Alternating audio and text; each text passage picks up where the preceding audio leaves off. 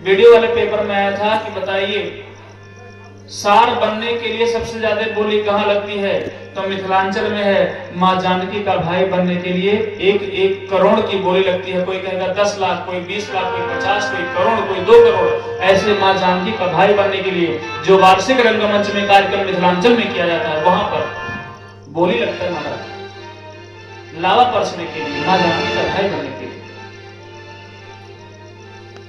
इसलिए कहते हैं शास्त्र का विषय है क्या करना चाहिए क्या नहीं।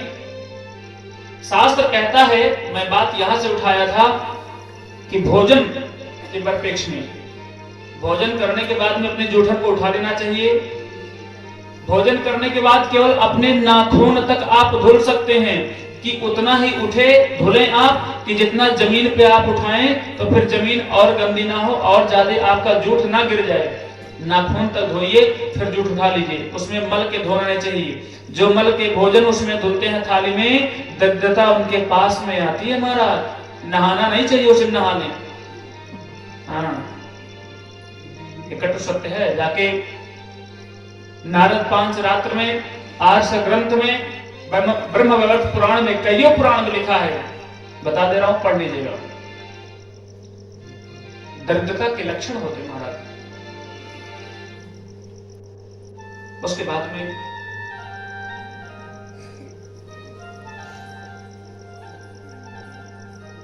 संकल्प लिए हैं श्री भीष्म पितामह जी महाराज। कैसा?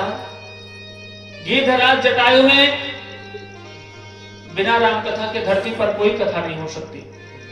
ये राम कथा ऐसी है महाराज कि बोले चाहे हिंदू की बात छोड़िए, हिंदू में सबको याद ही रहता है। अपने देश के मुस्लिमों को भी एक चौपाई याद रहती है, क्या? मंगल भवन अमंगल हारी। और किसी को कुछ याद हो ना हो, लेकिन राक्षस प्रसाद मौर्य जिसने हमारे रामचरितमानस भगवान की पंक्तियां जलवाई, ऐसे दुष्टांतर के नाते एक चौपाई और प्रचलित हुए, क्या?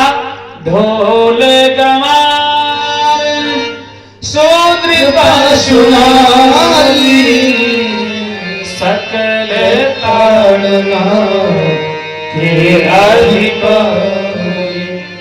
इसका मैं केवल 30 सेकंड में उत्तर दे रहा हूं, पूरे YouTube पे खोज लीजिएगा। जैसा मैं बताऊंगा ठाकुर जी कृपा से कोई वक्ता नहीं बताया है, पूरा ढूंढ लीजिएगा। 30 सेकंड में बताऊंगा। इसका जो विवाद है, हमारे धर्म को बदलने के लिए लोग कैसी कैसी यात्राएं, कैसा कैसा षड्यंत्र आज से नहीं आग से आ रहे हैं, और परिणाम क्या निकलता है? खुद जल के मर जाते हैं। जैसे दीपक के पास कोई मक्खी जाएगी तो जल करके स्वतः ही मर जाएगी, वो दीपक है मेरा धर्म। हमारे अपने परिवार में ब्राह्मण को, क्षत्रिय को, वैश्य को, शूद्र को बांटने के लिए क्या लोग कर दिए? ढोल गवार शूद्र पशु नारी सकल ताड़ना के अधिकारी। ढोल है मान लीजिए, बजाएंगे तबला, हर 2 घंटे 1 घंटे पर देखना पड़ता है, भदभदाहट की आवाज आने लगती है, उसको फिर से टाइट करते हैं, ढोल को बजाते मारा, उसको कस लेते हैं, ढोल को ध्यान देना पड़ता है, कस लेते हैं, फिर ठीक से बजता है। गंवार व्यक्ति है हमारे आपके परिवार में, गांव में बहुत बच्चे ऐसे रहते हैं, अगर गंवार को नहीं देखेंगे, अरे गंवार बच्चा है, बुद्धिमान हो, बेटा तो बेटा है, बेटी तो बेटी है, अब दिमाग से थोड़ा पैदल हो गया तो क्या करेंगे? ध्यान देना पड़ता है, कहीं जल में कूद करके मर ना जाए, कहीं आग में कूद करके मर ना जाए, कहीं पेड़ पर चढ़ कर ना मर जाए। इसलिए गंवार को भी ढोल गंवार ध्यान देना पड़ता है कि कहीं बह ना जाए। शूद्र मतलब होता है ढोल गंवार शूद्र। शूद्र का भाव सेवकाई से है, सेवक। वो शूद्र अपने लिए भी फॉलो कर सकते हैं, समाज को विभंजन करने के लिए नहीं महाराज। शूद्र मतलब होता है सेवक। सेवक कैसा?